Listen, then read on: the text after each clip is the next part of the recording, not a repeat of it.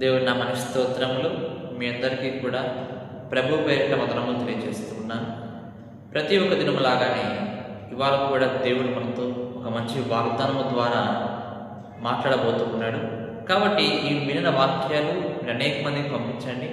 మరి వాళ్ళు కూడా దేవుళ్ళు ఎదుగుతూ ఉంటారు, ముందుకు వెళ్తూ ఉంటారు.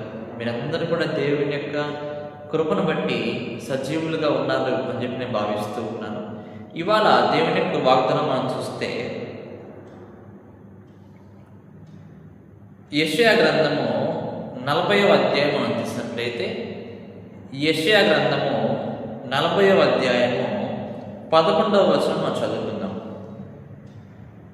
Isaiah 40th chapter 11th verse మనం చూస్తే, గొర్రెల కాపరి వలె ఆయన తన మందను మేపును, తన బాహువుతో గొర్రె పిల్లలను కూర్చి రొమ్మున ఆనించుకొని మోయను, పాలించు వాటిని ఆయన మెల్లగా నడిపించును. ఇక్కడ మనం చూస్తే గొర్రెల కాపరి వలె ఆయన తన మందను మేపుతూ ఉంటాడు. నిజంగా బైబిల్ గ్రంథంలో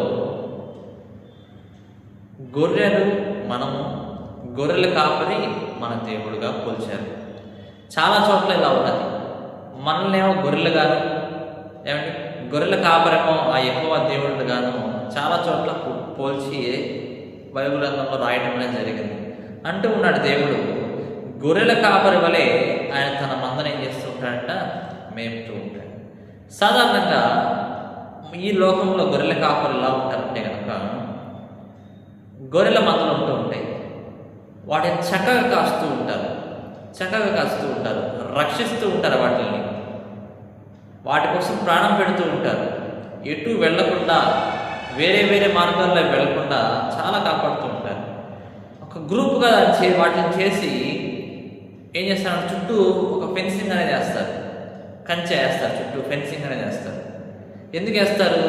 ఏదన్నా జంతువులు కానీ, ఏమండి సింహాలు కానీ, ఏలుగుబంట్లు కానీ ఇవేమి వచ్చి తినకుండా, వేరే జంతువులు వచ్చేసి వీటిని చంపకుండా వాటి చుట్టూ ఏం చేస్తూ ఉంటారంట, ఆ గొర్రెల గుంపు చుట్టూ ఒక ఫెన్సింగ్ వేస్తూ ఉంటారు, కంచెలాగా వేస్తూ ఉంటారు. అందువలన అవి ఏవి కూడా రాకుండా ఉంటూ ఉంటాయి. దేవుడు ఆ విధంగా మనల్ని కాస్తూ ఉంటాడు. ఇంటి చుట్టూ కంచె వేస్తున్నాడు దేవుడు. ఎటువంటి సాతానిక శోధన రాకుండా, ఏమంటే ఎటువంటి సాతానిక క్రియలు రాకుండా, సమస్యలు రాకుండా, జరగకుండా మనం ప్రతి ఒక్క రోజు రక్షిస్తూ ఉన్నాడు.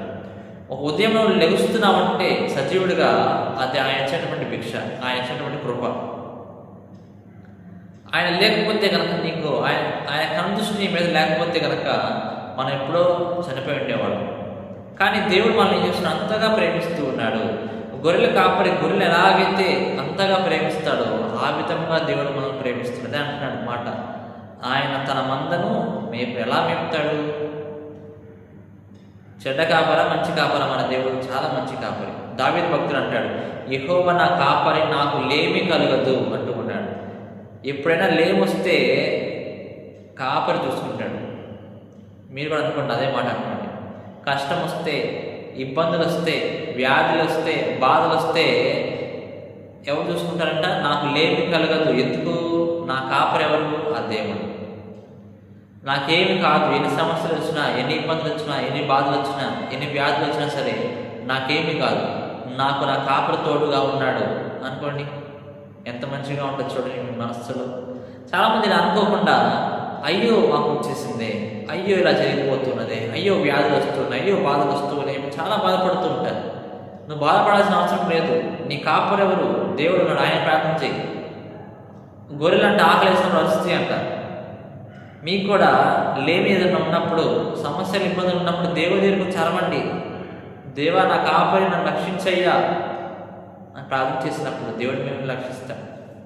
అయితే ఇంకా ఈ గొర్రెలు మరి ఏం చేస్తూ ఉంటాయంటే, గొర్రెల కాపర్లు వాటికి ఏం చేస్తూ ఉంటారంటే, కొన్ని ఈగలు ఉంటూ ఉంటాయి, చిన్నవి.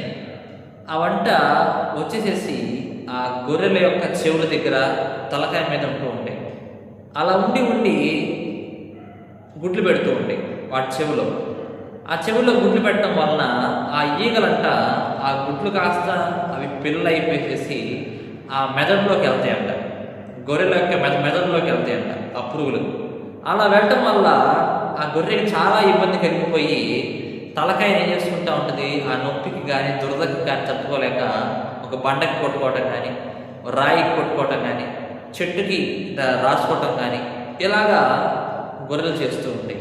అప్పుడు అట్లా రాకుండా, అట్లా జరగకుండా గొర్రె కాపరి ఏం చేస్తాడంటే నూనె పోస్తాడు తల మీద, చెవుల కాడ అంతా కూడా నూనె పోస్తాడు.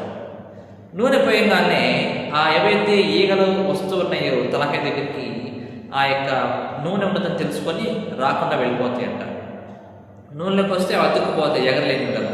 కాబట్టి భయపడేసేసి ఆ ఈగలు రాకుండా వెళ్ళిపోతాయి. దేవుడు అదే చేస్తున్నాడు. దావీదు భక్తుడు అంటాడు, నూనెతో నా తలంటి ఉండవు, నా గిన్నె నిండి పొర్లుచు ఉన్నది. ఎంత గొప్ప మాట అండి. జీవితకాలం అంతా నీ కృపాక్షేమాలు నా వెంట ఉంచావు. నిజంగా అండి, దేవుని కృపాక్షేమాలు మన వెంట ఉంచారు కాబట్టి మనం ఇలా ఉన్నాం. ఎక్కడికి వెళ్తున్నా సరే ఏమండి, దేవుడు అంటున్నాడు 99 గొర్రెలు నా దగ్గర ఉన్నా సరే ఒక్క గొర్రెలు నా దగ్గర లేదని చెప్పి నేను చాలా బాధపడతాను అనుకుంటాను. నీతిమంతులు ఉన్నారు, ఒకే ఒక్కడు పాపి వదిలేయగలరా దేవుడు? వదలనంట దేవుడు. ఒక్క ఆత్మ నశించిపోవటం కూడా దేవుడికి ఇష్టం లేదు. ఆ ఒక్క గొర్రె కూడా దేవుడు తెలుసుకొని దేవుడి కాపరి దగ్గరికి రావాలని చూస్తాడు. ఆ ఒక్క మనిషి కూడా మారు మనసు పొంది పాపములు ఒప్పుకొని దేవుళ్ళకి రావాలని చెప్పి దేవుడు ఆశిస్తూ ఉంటాడు. అంత గొప్ప దేవుడు మన దేవుడు. అంతేగాని మీరు ఎప్పుడు అనుకోమాక, నన్ను విడిచిపెట్టాడు కదా, అందరికీ మంచిగా కలిసి వస్తాయి, నాకు ఒక్కదానికే ప్రాబ్లమ్స్ వస్తూ ఉన్నాయి, అందరికీ మంచిగా ఉంటూ ఉన్నారు సంతోషంగా, మా కుటుంబంలోనే సమస్యలు వస్తూ ఉన్నాయి.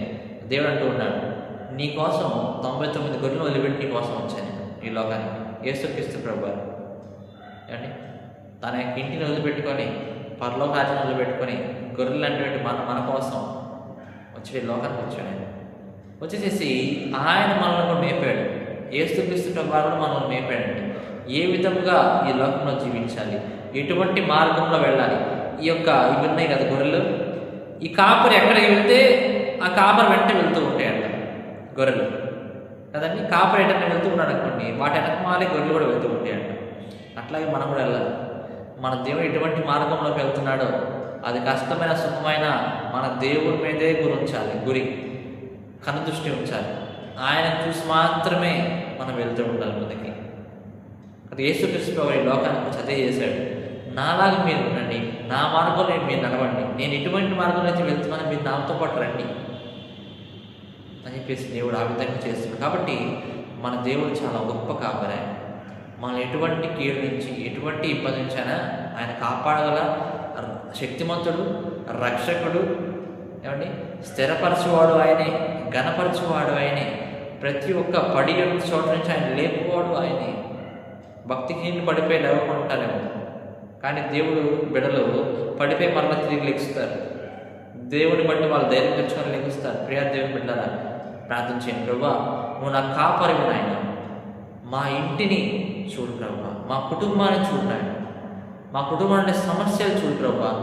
ప్రభువా, మాకు లేమి కలగదని రాసావు కదా, వాగ్దానం చేసావు కదా ఆయన, మందను మేపుతానని చెప్పి వాగ్దానం చేసావు కదా.